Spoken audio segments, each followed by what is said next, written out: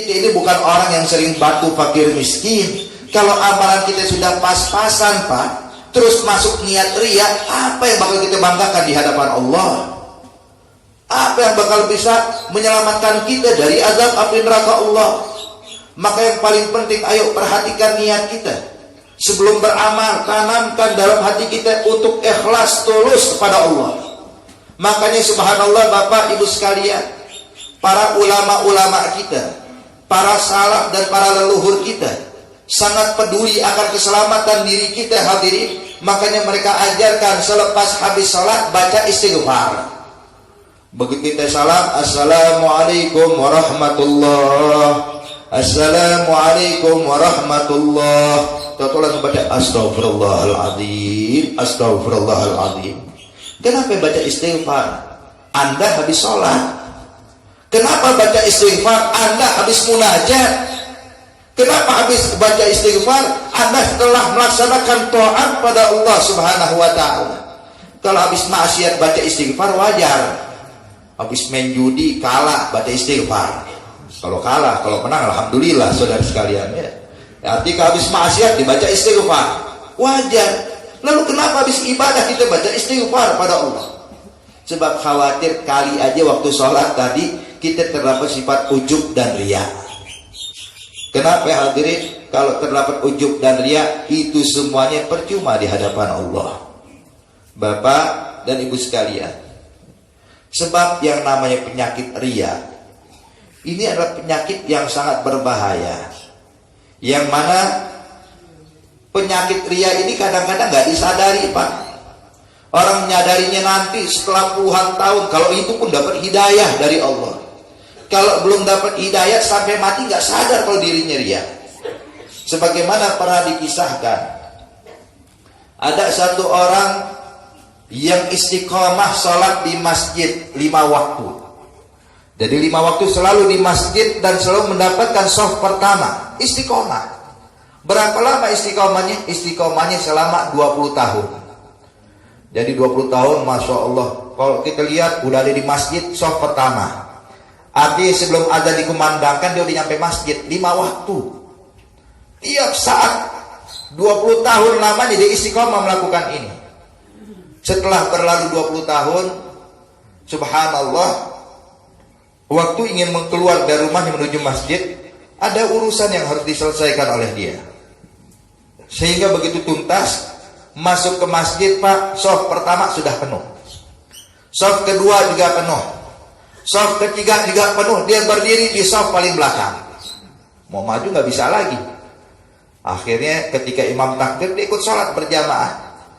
Dalam sholat dia mikir, ya Allah, 20 tahun saya sholat di shaf pertama, sekarang sekali-kalinya seumur hidup saya sholat di shaf paling belakang. Kira-kira nanti orang bakal ngomong apa sama saya? Waduh, jawabnya gimana kalau dibully habis ini? Kalau orang ngatain saya, nyaci maki saya, bilang, untuk dia mulai males, udah mulai kendor semangat, jawabnya gimana ya? Jadi sepanjang sholat dia mikirin alasan menjawab kalau ada orang yang bertanya kepada dia. Selepas salam, dia sadar baru, Pak. Dia bilang, astagfirullah. Berarti sholat saya ini 20 tahun biar selamat dari cacian makian orang doang.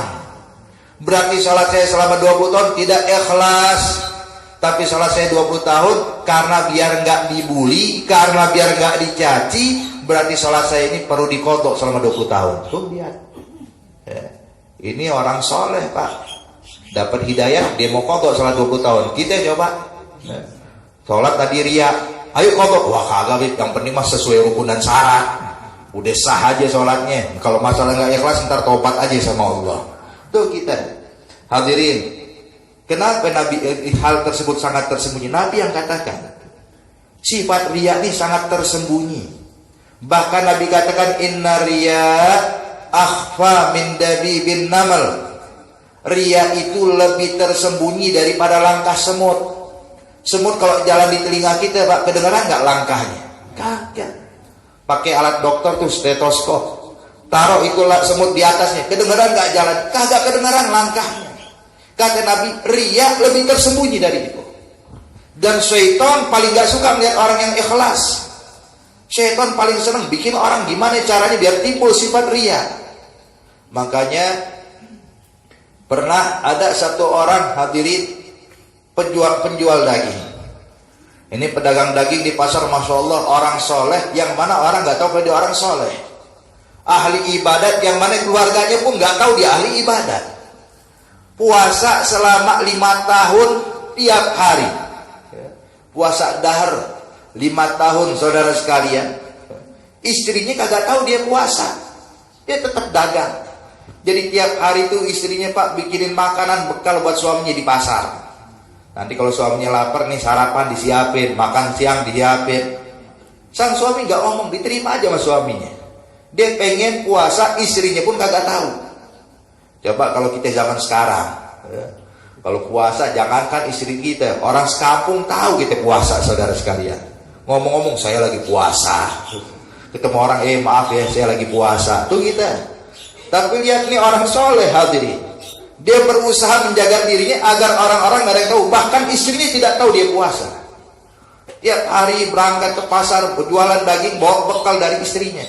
Nyampe di pasar, itu bekal dibagiin fakir miskin. Selama 5 tahun berturut-turut. Setan lihat orang kayak gini gerah. Kata setan, waduh, ini gawat nih orang, mesti dihancurkan nih orang. Gimana? Maka syaitan pun merubah wujudnya seperti wujud manusia. Datang syaitan seakan-akan seorang pembeli, Pak. Kata syaitan bilang, berapa harga daging ini? Dia bilang harga daging sekian. Terjadilah tawar-menawar sebagai layaknya jual beli. Ketika harga sudah sepakat, kata syaitan, ya sudah, saya beli 1 kilo. Maka diberikan, ditimbang daging 1 kilo. Waktu mau dikasih, setan ngomong, Pak, tambahin dikit dong, dikit aja tambahin. Kata dia penjual, ya udah tambahin sedikit. Tambahin lagi dong, saya ini udah puasa 3 hari loh. Saya sekarang lagi puasa 3 hari, saya puasa, katanya. Kata ya udah tambahin sedikit lagi. Dia bilang, astagfirullah, kok nambahinnya sedikit banget sih? Ente orang paling pelit sepasar. Saya ini udah puasa 3 hari, ayo tambahkan. Kata orang, ya Allah, tambahin dikit lagi. Setan melihat belum kena nih orang, Pak. Setan teriak kepada orang sepasar, orang-orang sepasar kumpul semuanya, pengen lihat orang paling pelit gak? Nih orang paling pelit penjual daging ini. Orang pada berkerumun, Pak, bingung, kenapa? Ini orang paling pelit, dia kagak tahu saya puasa udah 3 hari berturut-turut, kok ditambahin cuma sedikit, saya kan beli. Kata orang ini, yaudah tambahin. Dia mulai panas, Pak. Orang mulai kumpul ya, tambahin sedikit. Teriak lagi setan, tuh kan lihat, pelit bukan main ini orang. Saya udah puasa 3 hari berturut-turut, hei pula. Penjual daging gak kuat, Pak. Kata penjual daging, baru 3 hari dia sombong banget. Saya 5 tahun puasa gak ada yang tahu, saya gak biasa aja katanya. Setan bilang, udah cukup, ane gak jadi beli. Cuma itu yang ane inginkan dari ente. Tuh lihat, orang yang mengaku dirinya ibadah hanya